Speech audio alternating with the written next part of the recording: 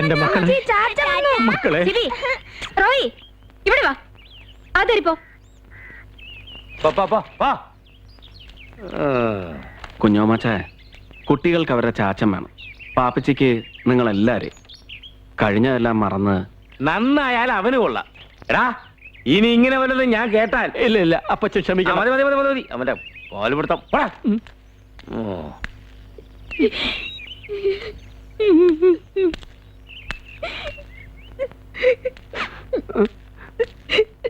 കരയാതെ ഓമനെ. അല്ല എന്റെ ഓമനെ അമ്മണി, നിന്നാണ് എന്നാണ്. ഞാൻ ഇനി ഒരു അടിവാരത്തേക്കും പോവില്ല. നിന്റെ ശരീരം ഒരുപാട് ക്ഷീണിച്ചല്ലോടി.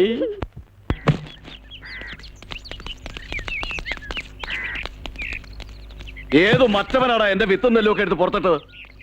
ആ ഞാനാ. വേഗം എടുത്ത് മാറ്റിയില്ലെങ്കിൽ നാട്ടുകാർക്ക് എടുത്ത് വീതിച്ചു കൊടുക്കും. എങ്കിൽ അതൊന്ന് കാണണം. കാണാനൊന്നുമില്ല. സർക്കാരിന് വാടകയ്ക്ക് തന്നിട്ടുള്ള ഓഫീസ് നിങ്ങളുടെ സ്വകാര്യ മുതൽ സൂക്ഷിക്കാനുള്ളതല്ല. എടുത്തു മാറ്റാൻ 1 മാസത്തെ അവധി തന്നല്ലോ, നിങ്ങൾ എടുത്ത് മാറ്റിയോ? എടാ പുല്ലേ, നീ വേണ്ടതോ മാച്ചാ. എടോ കൃഷി ഓഫീസറെ, ഞങ്ങൾക്കിട്ട് ഞൊട്ടിയിട്ട് താനിവിടുന്ന് മിടുക്കനായിട്ട് പോവാന്ന് കരുതണ്ട. ഒന്നുറങ്ങിയാലേ രാത്രി തീരത്തില്ല. നമുക്ക് കാണാം. വാടാ. ഓ സാറെന്താ ഒന്നും മിണ്ടാതെ അവന്മാര് പറയുന്നത് കേട്ടങ്ങനെ നിന്നിളഞ്ഞത്? ഞാൻ വിചാരിച്ച അവന്റെ പല്ലടിച്ച് താഴെ ഇടുന്നു. എന്റെ ശങ്കരേട്ടാ, ഞാൻ ഇതുപോലെ ഒത്തിരി എണ്ണത്തിന്റെ പല്ലടിച്ച് കൊഴിച്ചാ ഇങ്ങോട്ട് പോകുന്നത്. അടിച്ചും തൊഴിച്ചും മതിയായി, മടുത്തു. അതുകൊണ്ടായി മലമൂട്ടിലോട്ട് പോകുന്നത്. ഇവിടെ മര്യാദയ്ക്ക് ജീവിക്കാൻ അനുവദിക്കത്തില്ലെന്ന് വന്ന എന്താ തല്ലാന മറ്റാണോ? ശിവേട്ടൻ എന്തിനാ വെറുതെ തൊമ്മിച്ചോടും മക്കളോടെ ഒക്കെ വർത്തമാനത്തിന് പോയത്? ഒരു ജാതി മനുഷ്യന്മാരാ അവരൊക്കെ. എന്താ എന്താ എന്താ വിളിച്ചത്? ശിവേട്ടാന്ന്. ശിവേട്ടനൊക്കെ നായന്മാരല്ലേ, ഞാനും നായരാ.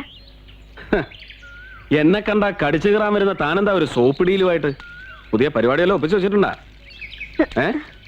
എന്നും ഇങ്ങനെ കടിച്ചിറങ്ങുന്ന ശരിയാവോ?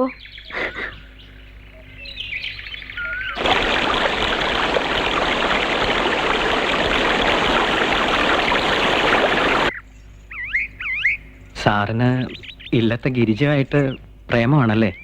എന്താ പറഞ്ഞത്? ഞാൻ പറഞ്ഞല്ല, താളുവാ. നാട്ടിൽ കവിത എഴുതുന്നൊരു കുട്ടിയെ സാർ പ്രേമിച്ചിരുന്നോ? ആ കുട്ടി മരിച്ചുപോയി അല്ലേ? ഇവിടെ വന്ന് ഗിരിജ തമ്പുരാട്ടിയെ കണ്ടപ്പോ ചത്തുപോയി ആ കുട്ടിയെ പോലെ ഇരിക്കണോണ്ട് തമ്പുരാട്ടിയെ. ഗിരിജയും കവിത എഴുതാൻ തുടങ്ങിയിട്ടുണ്ട്.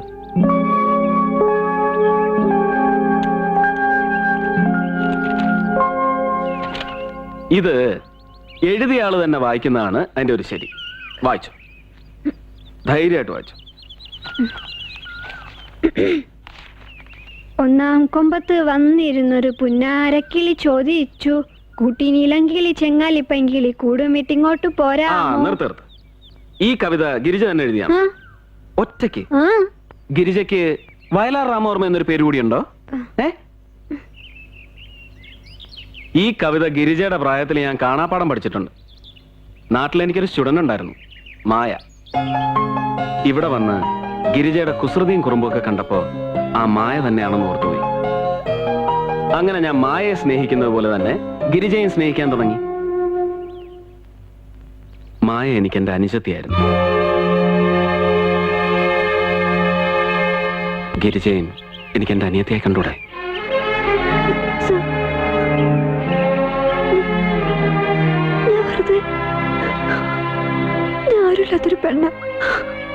ആരാ പറഞ്ഞ ഗിരിജയ്ക്ക് ആരുമില്ലാന്ന്?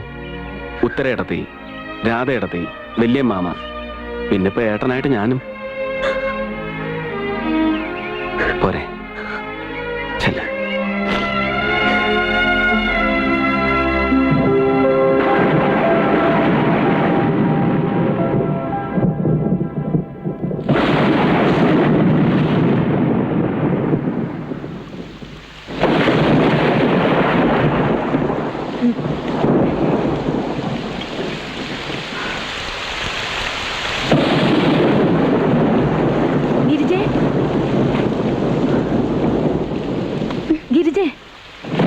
നനയണോ? കാൽ തിരക്കാടുത്തി. നീ അവിടെ കിടന്നോ, ഞാൻ എന്റെ തുണി മാത്രമേ എടുക്കൂ.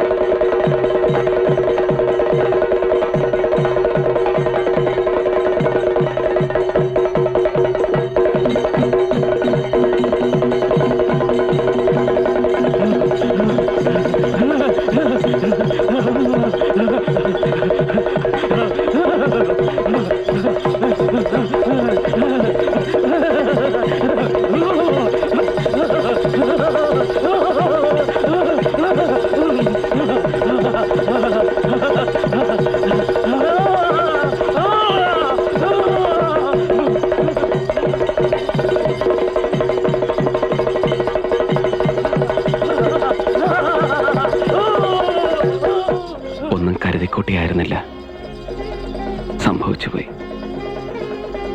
ഇന്നലെ പറയാൻ മറന്നുപോയ ഒരു കാര്യം, എനിക്ക് ഉത്തരേ വേണം.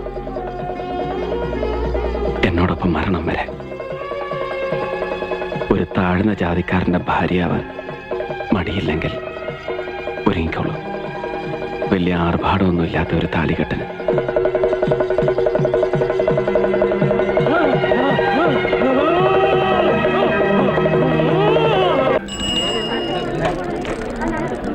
നിന്റെ കെട്ടിയോന് തലയ്ക്ക് സുഖമില്ലെങ്കിൽ വല്ല ആശുപത്രിയിലും കൊണ്ടുപോയി ചികിത്സിപ്പിക്കണം. ആ അവള് പറഞ്ഞത് കേട്ടില്ലേ? ആ. ഇല്ലാത്ത കാശുണ്ടാക്കി 3 വട്ടം പാലക്കാട്ട് കൊണ്ടുപോയി തളവും വെച്ച് കറണ്ട് പിടിപ്പിച്ചൊന്ന്.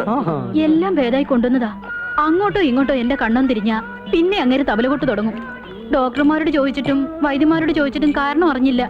പിന്നെ എന്റെ പിള്ളേരുടെയും ഗുരുത്വം കൊണ്ടും എന്റെ കണ്ണുദൃഷ്ടിയിൽ പെട്ടുകൊണ്ട് മാത്രമാ കാര്യം പിടികിട്ടിയത്. എത്ര ഭേദമായിട്ട് വന്നാലും ഇത് ഞാനെ കണ്ട എന്റെ കെട്ടിയന്റെ മട്ടങ്ങ് മാറും. പിന്നെ എന്നെയും വേണ്ട, കുട്ടികളെയും വേണ്ട, തബല മാത്രം മതി. എന്നാ പിന്നെ തബലെടുത്ത് അങ്ങ് തല്ലി പൊളിച്ച് കളഞ്ഞാ പോരെ? ഒരു വട്ടം എടുത്തു മാറ്റിയതാ. തബല കിട്ടാഞ്ഞപ്പോ കൈ കിട്ടുന്നൊക്കെ എടുത്തു കൊട്ടി തുടങ്ങി. പാവത്തിന്റെ കൈ വേദനിക്കണ്ടെന്ന് കരുതി തബല വീണ്ടും എടുത്തു കൊടുത്തു. അതിൽ എന്റെ പോലെ എന്ത് ചെയ്യണം? ഒന്നുകിൽ ഓളെ കെട്ടിയോനെ ചികിത്സിച്ച് ഭേദാക്ക, അല്ലെങ്കിൽ ലോക്കും കുട്ടിയൊക്കെ ചെലവിന് കൊടുക്കുക. അതല്ല എന്റെ ന്യായം. ചെലവിന് കൊടുക്കാനോ? അതെന്താ? ഇവനൊക്കെ വയറ്റിലുണ്ടാക്കിയിട്ടുണ്ടോ? ഇതിലും ഭേദം അതായിരുന്നു. അടിച്ചെന്റെ വെറുതെ നിങ്ങൾ തമ്മിൽ തർക്കിക്കാതെ എന്തെങ്കിലും തീരുമാനിക്കേ. ആട്ടെ, പാപ്പച്ചി എന്ത് പറയണു? ഇവക്ക് ചെലവിന് കൊടുക്കാനോ? ഞാനോ? ഞാൻ വെറും ഉണ്ണാക്കാനാണെന്നാണോ നിങ്ങൾ കരുതിയത്? ഒരു കുടുംബം ഞാൻ കാരണം വഴിയാധാരമാകാൻ സമ്മതിക്കത്തില്ല.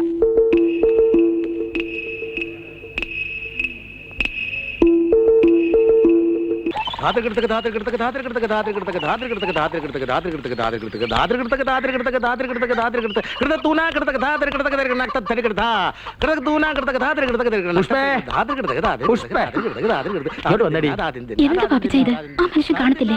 നക്കി തിന്നോന്ന് പറയാൻ അവിടെ കണ്ട് ഇരുന്നോട്ടെ. നീ വന്നേ, നീ ഒന്ന് അകത്തോട്ട് വാടി. വന്നേ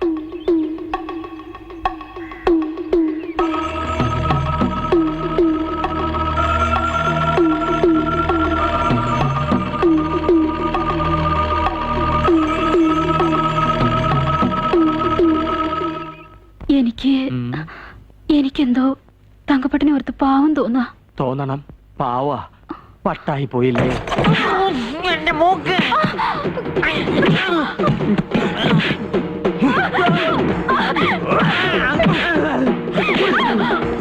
എന്താ എന്താ തങ്കപ്പന്റെ വീട്ടിൽ ബഹളം?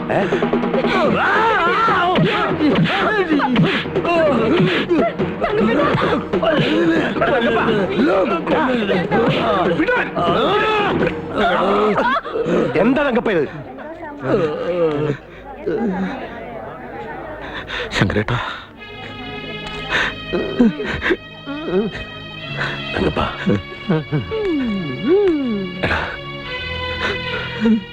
ശങ്കരേട്ടാ,